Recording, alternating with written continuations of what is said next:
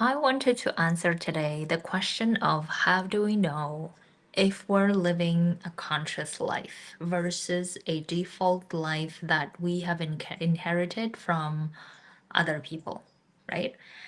I keep having this question a lot lately, and I really wanted to come with some structured way for you to think about whether your life as you look at it is a conscious one that you are intentionally designing and living the way that you want to, or it is an inherited life, maybe another way of putting it. Because if you're like me, you probably inherited a lot of different ways of surviving and living in the survival from your parents, from surrounding people, from other society, and you just kept going with that, right? And as we pass our time on this planet and as we go to, I don't know, our 30s and 40s, and we start realizing, oh, is this how I want to live life? Or is this it? Or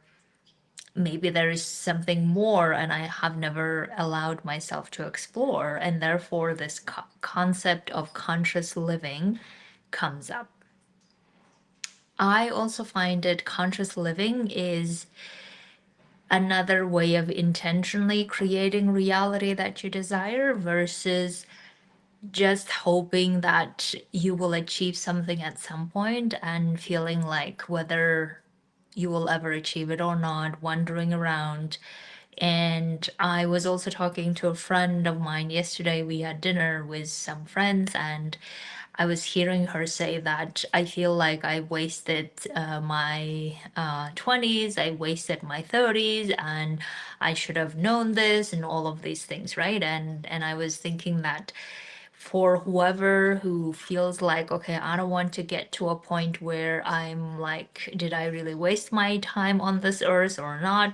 I really want conscious living to be, how can I explore conscious living for myself without feeling like I'm just living the life that I've inherited for a lot from a lot of different people and I don't know how else to do it myself, right? So here is my proposal to understanding for yourself how, whether the life that you're living is conscious, and how do you know it's a conscious living versus living by default, by reaction, by survival. So I have put together three distinct ways for you to understand this for yourself, right? So the first way you will understand, and this is, I think, an easy way for you to maybe even observe your own life, is if you have been acting and making decisions out of long-term vision, goal, long-term way of what you want or who you want to be, how you want your life to be, acting and making decision from that, or you have been making decision from negative self-talk, fears, worries, whatever your brain, survival brain says, okay, here are the reasons why we can't go for XYZ, right? So that's the first way to understand if it's a conscious way of choosing. And again, you could also consciously choose to follow fear and say, no, I'm too fearful and I can't really go for the thing that I want yet. But I want to build up the trust muscle to go to the conscious life later. You could also do that, right? But not just keep reacting to the life circumstances by fear and by worry and just keep following those fearful, worrying decisions, or you have made decisions irrespective of fear and went and followed, right? So example that I want to give is from my own journey is, even though I had a great job with UN and my career was going well 5 years ago, I have still decided to go against my career, against all the things that I was doing, against all the things that I have built for 10 years, to pursue something that I really believed in, something that I really want to do long term, something that I genuinely felt joy and fulfillment in, which was coaching, right? And if I had been following the fear and worry path, then I wouldn't have never pursued coaching, for instance. And I feel a lot of humanitarians that I coach, they tend to stay trapped in this loop of I can't really say no to this, even though I don't want to do this, but I have to do it. I have to get it. Even though long term wise, this is not who I am. This is not where I want to be. This is not how I want to live my life. But I can't help myself but to say yes, right? So this would be our fears and worries dominating our decisions and hijacking our decisions, and therefore getting to the default way of living where fear and worry are the kings of decision making and we become the passengers, right?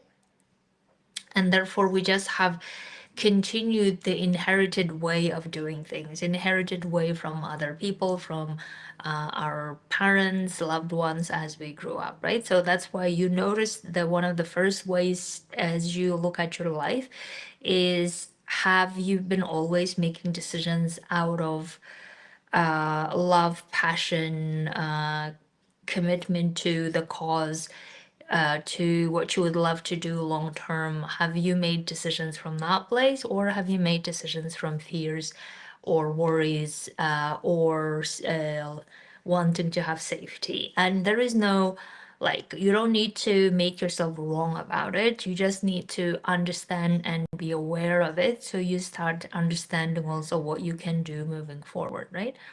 Because if you were not able to achieve the desired outcome this time, you may be able to do that next time. But unless we know why you keep making this decision, it will be very difficult to make that change. The second way to know that you are moving towards a conscious living, or you are living the conscious life, is when you don't really let other people and their opinions impact you against your dreams, right? Excuse me.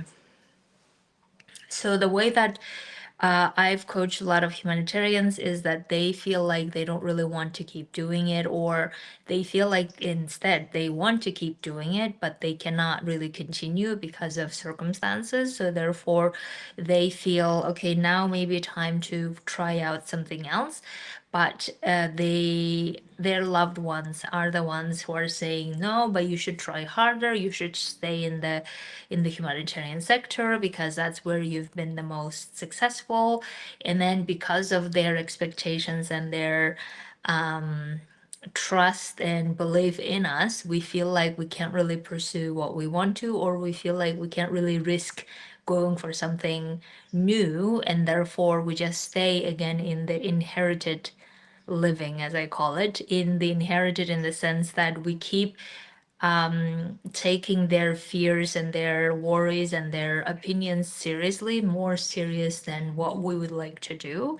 And therefore, we get back to the default way of living where we just put other people on the pedestal or their opinion on the pedestal, and we put our own opinion and our own desires on the secondary place, right? So I would say conscious living starts with putting your trust and confidence and love in what you want to do or what you want to build first, and continue pursuing it, even if other people may not understand it in the moment, right? Because a lot of the people in the beginning may not understand what is it that you're wanting to do or what is it that you're wanting to build.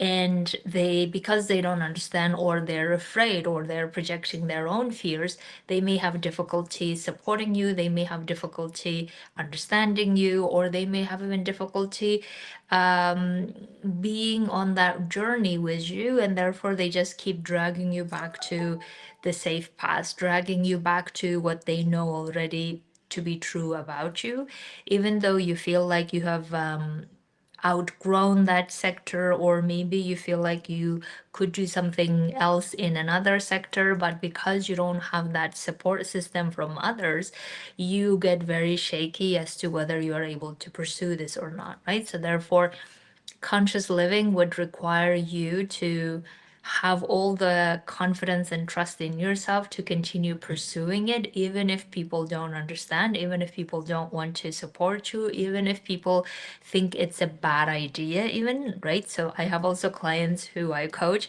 who tell me that they have consulted a lot of different people about transitioning to, let's say, private sector, or transitioning to being their own bosses and starting their own business. And a lot of people have discouraged them from applying or from starting their own business, right? And this is what happens is that a lot of people may project their fears, but also they may be very uncomfortable supporting you in that journey, right? Because they cannot handle the fear themselves. Therefore, they may not be able to go on that journey with you. And you feel like you are all alone, or you feel like the people that you love should have supported you and they're not supporting you, and therefore you start having insecurities, and because of those insecurities then you give up on those ideas that you had. So therefore, conscious living would require you to continue pursuing what you want, even if people go against it, or they drop out, or they don't want to be in your journey anymore. Even in those moments, are you able to pursue that or not? But even if you're not able to pursue that, you're making that conscious choice and decision about, okay, here is why I'm not pursuing it. Here is why I'm choosing this relationship. That could also work, right? That's also your choice. But making that decision versus, I just can't do this on my own, or I can't do this without the approval of these people, and then feeling very trapped and stuck in that place. And the third way that I believe that conscious living starts, the basics of it, where you know that whether you're living this conscious life or not, by looking at the circumstances and not letting circumstances dictate what you're capable of or not. And this is, I think, one of the common challenges that many humanitarians have, where we feel like the market is saturated, or the competition is high, or I can't really do that. Even if I wanted to, this is not for me. And then we just let the circumstances that we see dictate what we can and cannot do in life, right? But then I always think about how when we have started a humanitarian work, right? I believe for many people that I coach, they would confirm this, that when we were starting humanitarian work, there would be nothing stopping us from going and pursuing that work, right? Like literally nothing, no matter what the dangers are, no matter the difficulties, no matter how we didn't know anything about the humanitarian work, we all went for it because of how we wanted to work for the cause, how we wanted to work with those people, how we wanted to support the change that we desired. Therefore, we didn't allow any circumstances around stop us from pursuing that. And I believe that that ability we have all the time, but because of the comfort that we got used to for a long time in the system or in the sector, therefore it becomes so difficult to continue our conscious living of, okay, this is a cause that's so important to me that I'm willing to go for no matter what, or I'm no longer allowing the circumstances dictate what I can and cannot do. I'm going to do this no matter what. This type of mindset or this type of identity we're no longer pursuing, right? Maybe we did have that in the past at some point, but we no longer reinforce that identity. But in the conscious living, I would argue that in order for us to really see, are we really living consciously, meaning designing the realities in the way that we really resonate deeply with, these three elements are the most important so that we keep staying on track instead of keep derailing because we had these fears come up, whether it's fears within ourselves or fears from other people or fears from the circumstances that keep dictating what we should do and what we shouldn't do. And that's where the default setting comes in, right? Default setting is oftentimes follow the fear, follow the worry, and keep doing something that everyone else does that's safe, and therefore don't rock the boat. This is the default survival inherent way of living for many of us. So if we don't want that type of life, then I believe we need to start looking into the basics of, okay, have I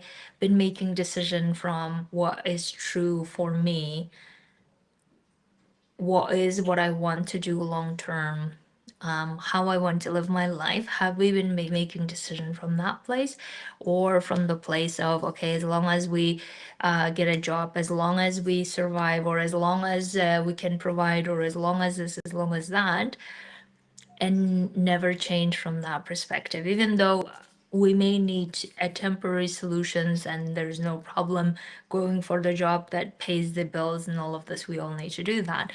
But if we're really being conscious long term and wanting to design the life in the way that we are out of that survival life, then we may need to look into the basics of conscious living and how conscious have we been living and designing in our own way. And if not, what were the reasons why, and how can we solve those reasons once and for all? This is the invitation that I have, that I would like for you to reflect with your own life and see how far you've come.